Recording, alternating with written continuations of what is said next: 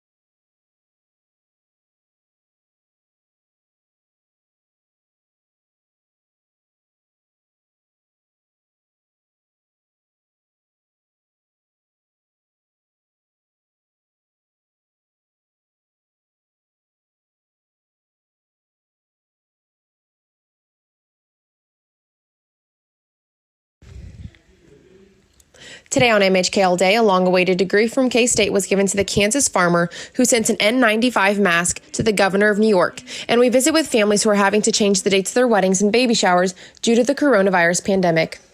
We also look into what you need to do to be prepared as we enter into peak storm season. All this and more coming up.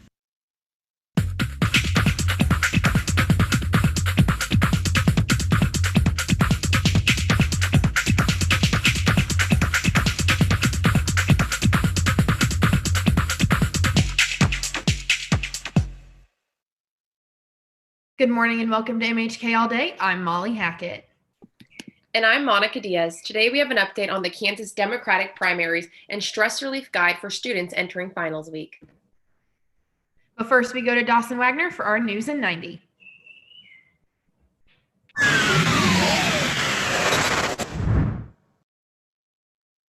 Good morning and welcome to News in 90. I'm Dawson Wagner. This week, the Riley County Emergency Operations Center released a new update. As of Thursday, confirming 56 total positive coronavirus cases, showing an increase of 7 cases from last week.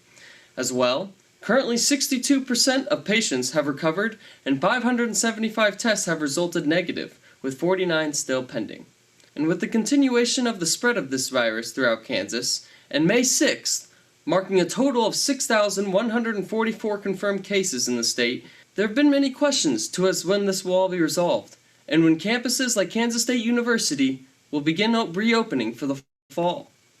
Well, on May 7th, Provost Chuck Tabor and Vice President Thomas Lane announced a policy change for students facing financial impacts during this time, by temporarily suspending the policy that prohibited students from enrolling if they had outstanding balances from prior semesters.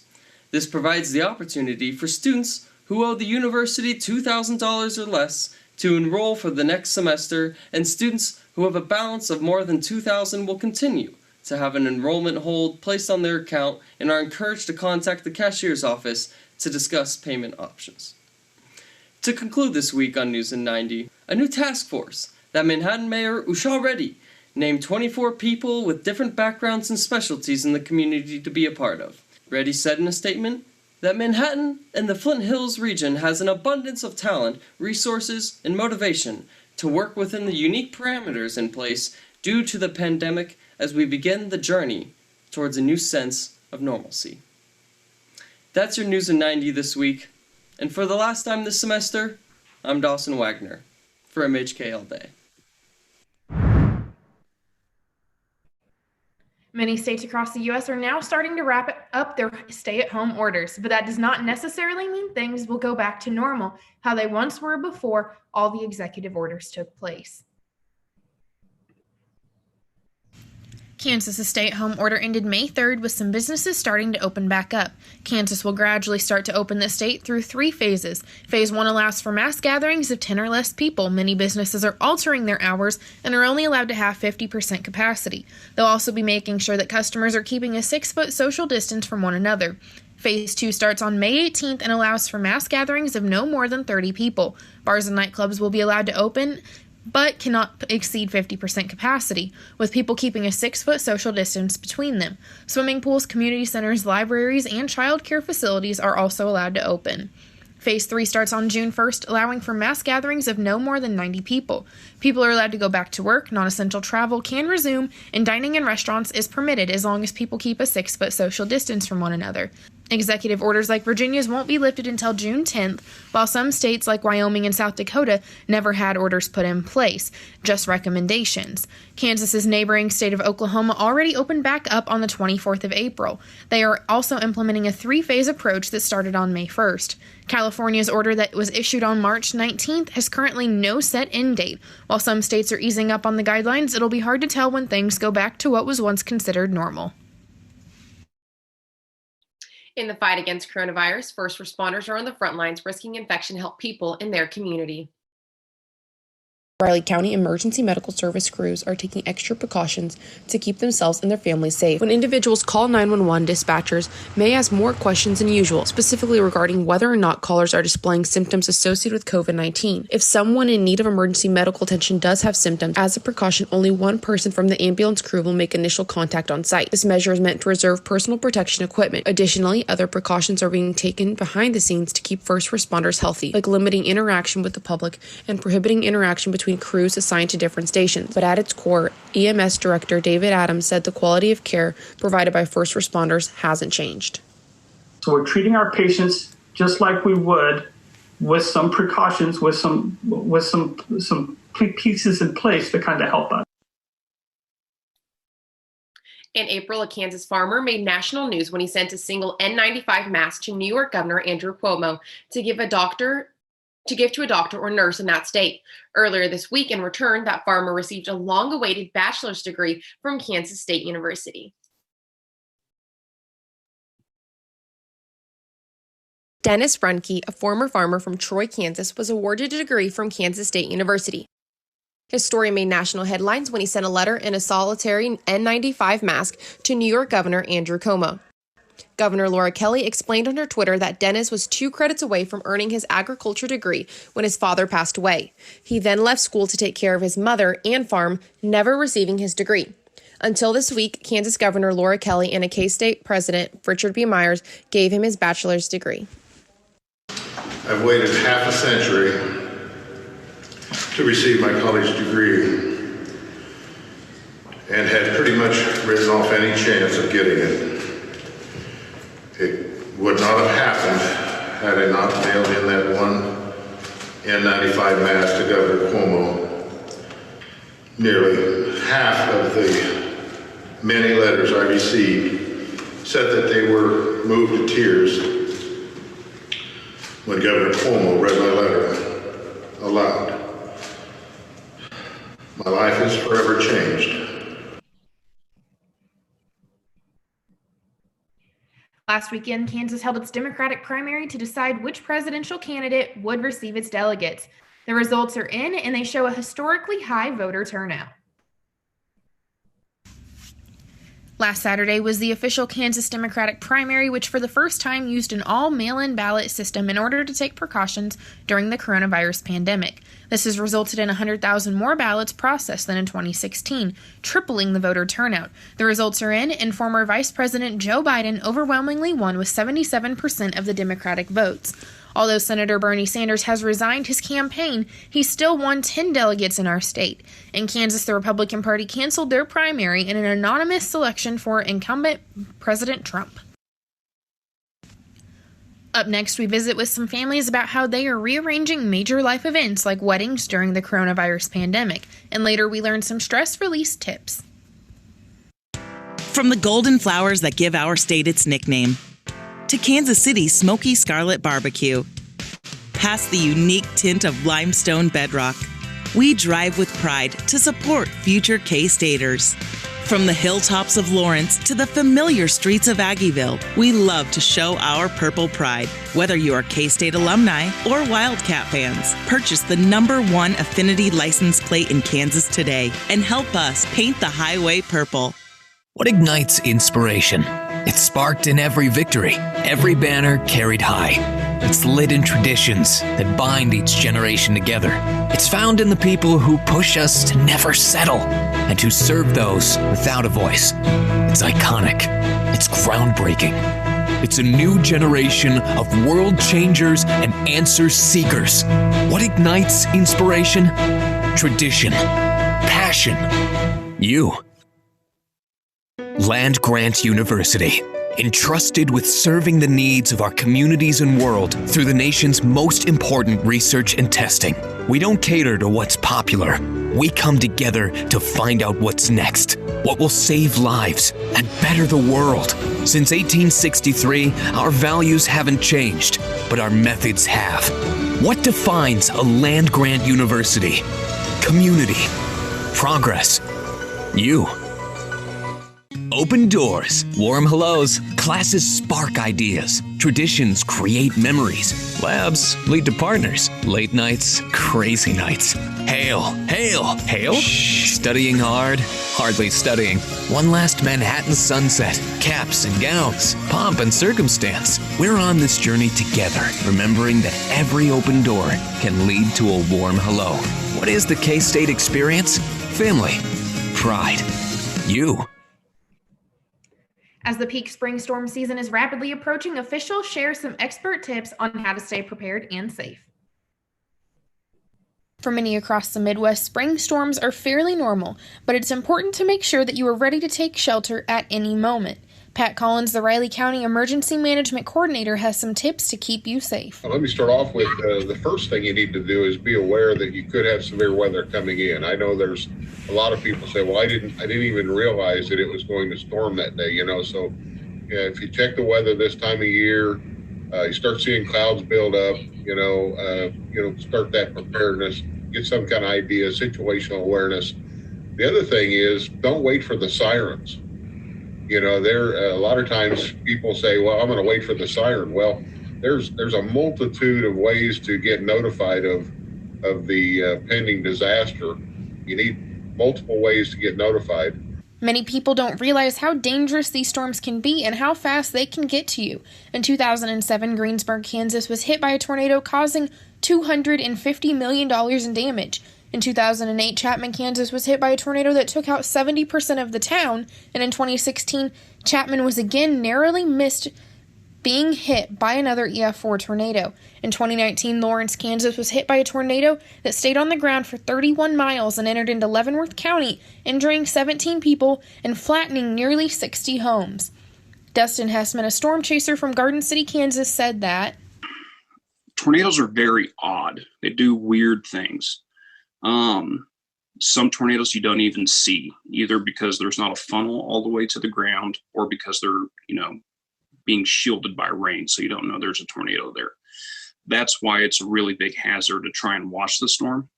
Because if you're looking at this big wall of rain, you're thinking, well, there's nothing going on. But, inside there could be a very violent EF4 tornado. Good example would be Lawrence.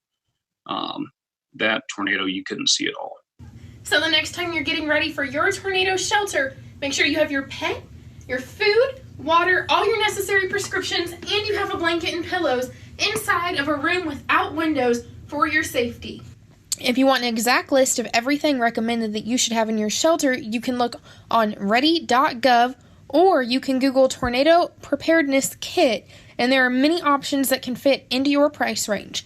One last thing to keep in mind is that since we are still in the midst of COVID-19, it is more important that you take shelter with others than put yourself in immediate danger. Your immediate safety should always come first. In Chapman, Kansas, I'm Molly Hackett, MHK All Day. For more information on what is needed in a kit, visit ready.gov or search Build a Kit online. Pregnancy is never easy, and during the past several weeks of self-quarantine, pregnant moms may have faced some extra challenges. MHK All Day reporter Stephanie Nutt talked to some mothers-to-be and how they're dealing with their pregnancies during the COVID-19 pandemic. Due to the coronavirus, people around the world are missing out on not only many of their day-to-day activities, but big events as well.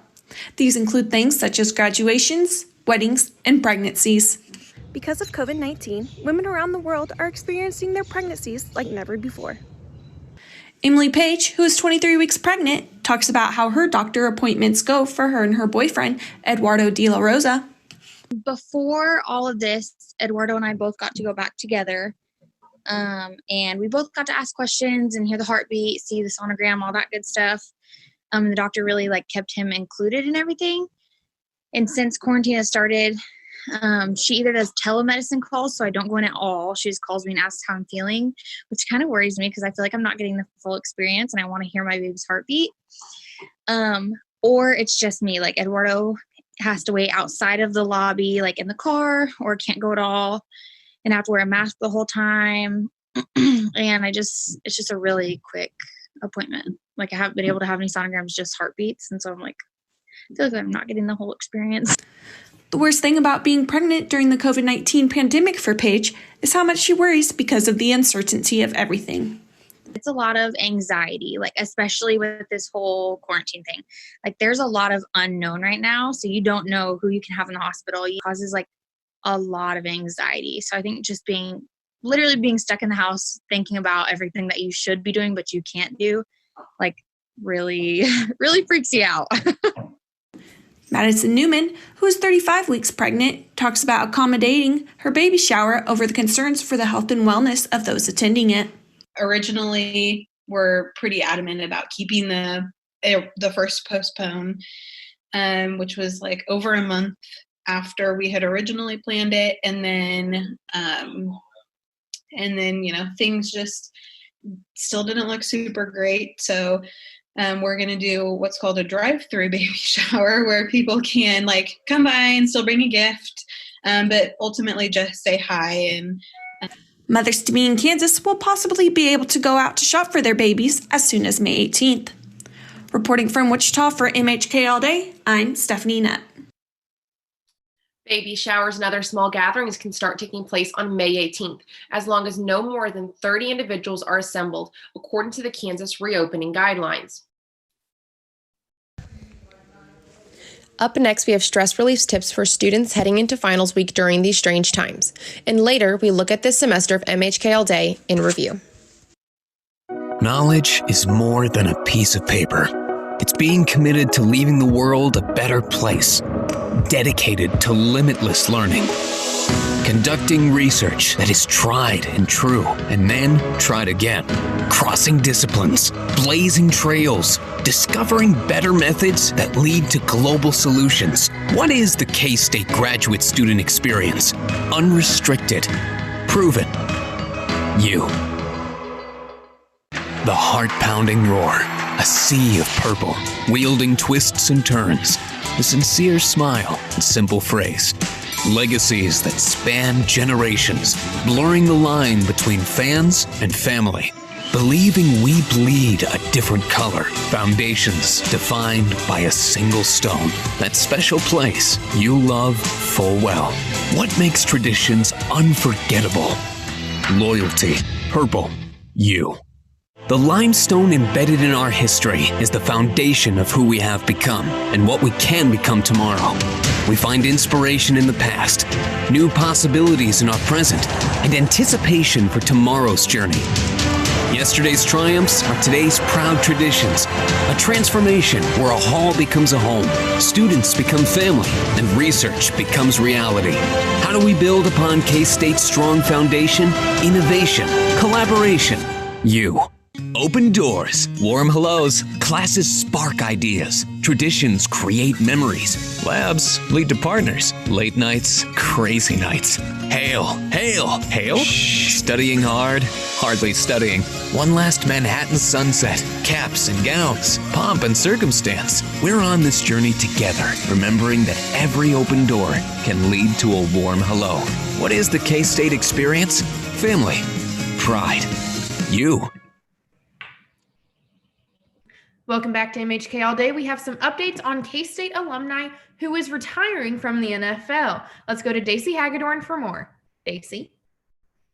Thanks, Molly. College football in the fall hasn't been confirmed or canceled, but K-State football's coaching staff has been keeping in touch with its trainers and players. But first, let's take a look at how to overcome stress during finals week. For college students, final exams are coming up, and the world has seemed to have turned upside down at just the wrong time.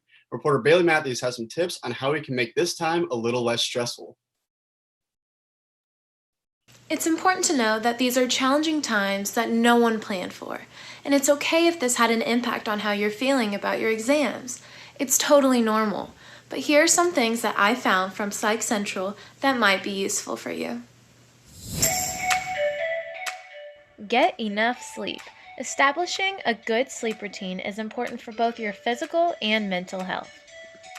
Staying at home like this, it's really hard to get a good sleep schedule, but we have to get our bodies back on track.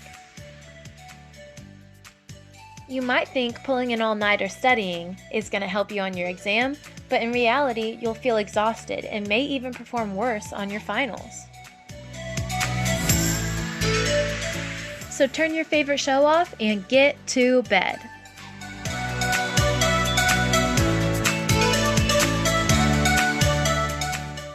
Get your daily workout in. Exercise increases your overall health and your sense of well-being. Physical activity actually helps bump up the production of your brain's feel-good neurotransmitters called endorphins. The fresh air can help you clear your head and get ready for your final. Set a reminder on your phone. Schedule your time to focus on your studying. Remember, this is your time to put your phone down and focus.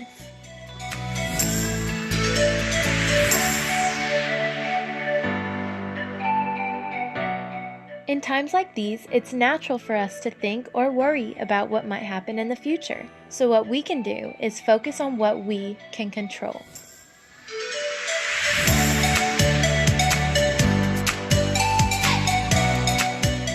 So find something that makes you feel relaxed.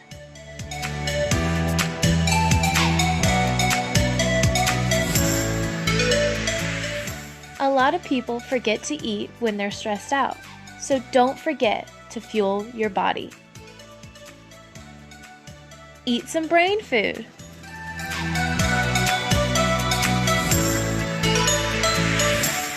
And the last thing, make sure you are finding time in your day to have fun. With all the stress of finals, quarantine, and life just feeling so different right now, there's little things that we can do to make sure we're having a little fun.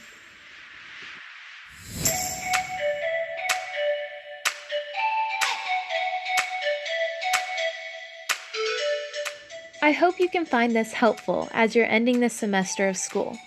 Good luck on your exams!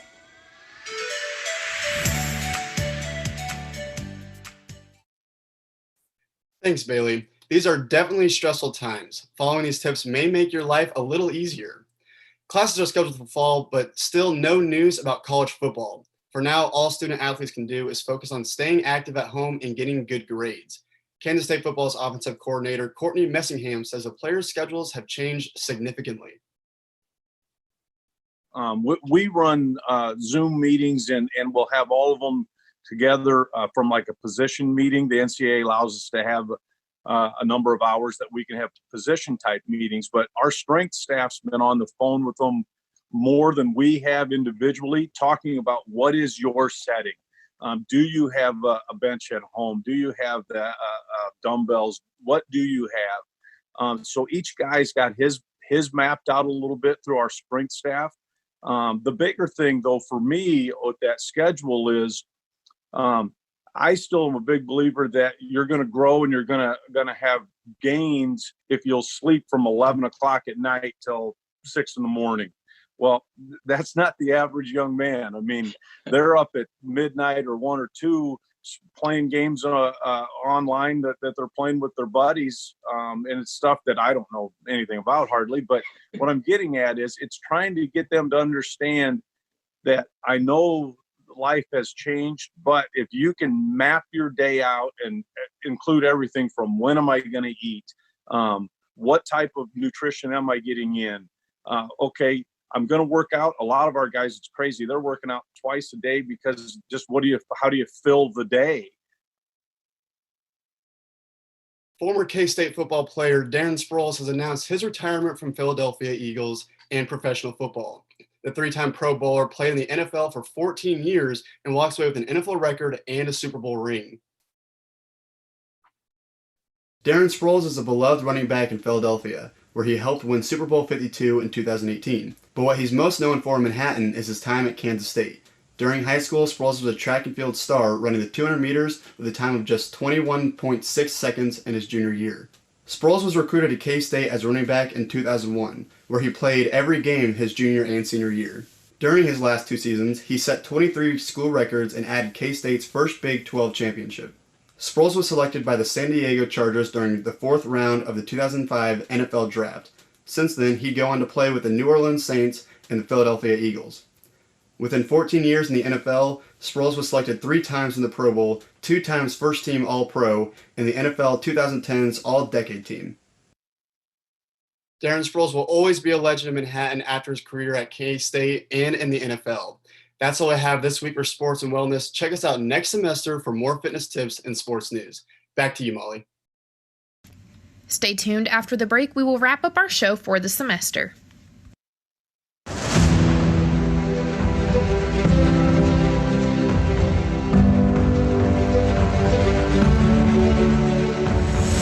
I know a spot that I love full well. 'Tis not in forest, nor yet in dell. Ever it holds me with magic spell. I think of thee, alma mater.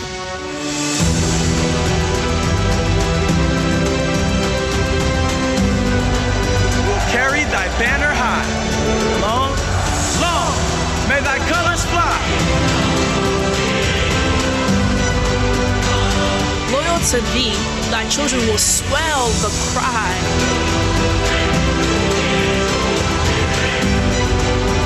Hail, hail, hail, alma mater. Our community is more than a group of people. It's a place where the golden rule becomes the purple rule. It's recognizing the value of every individual and affirming the importance of diversity. It's freedom to have a different perspective. It's honesty underscored with understanding. It's becoming a piece of the greater good. We are many, we are one. Most of all, we are family. What defines the K-State community? Compassion, honesty, you. We may take different paths, but we all move forward, preparing for our future in the same historic library. We meet friends in the bustling student union and experience the exciting atmosphere of campus events. We appreciate individual interests and shared passions. Many different paths, one distinct destination. How does campus life become life experience? Connections, involvement, you. Thank you for spending this time with us as we update Riley County over Zoom. If you would like to see any of our past shows, visit YouTube. We've all had a unique experience this semester on MHK All Day. Along the way, many memories have been created. Our sports producer, Daisy Hagedorn, has put together a video to share many of those memories with you. Thank you for being with us here on MHK All Day. We'll be back next fall. It's a lot that goes into it. The stories that everyone's able to find, and they make it creative, they make it fun. It's awesome. Welcome to MHK All Day. I'm Monica Diaz. I'm Allie Gear. I'm Emily Andrews.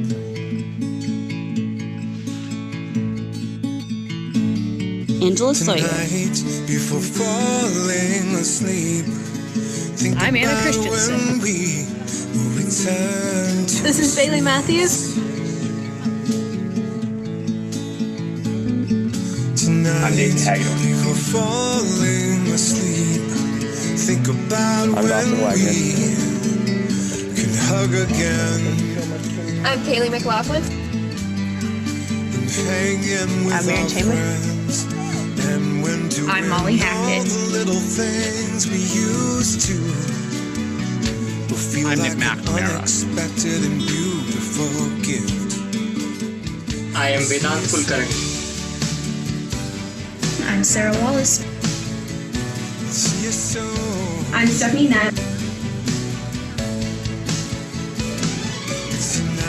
Thanks for watching, and as always, stay safe, stay healthy, and stay creative. Return to the street.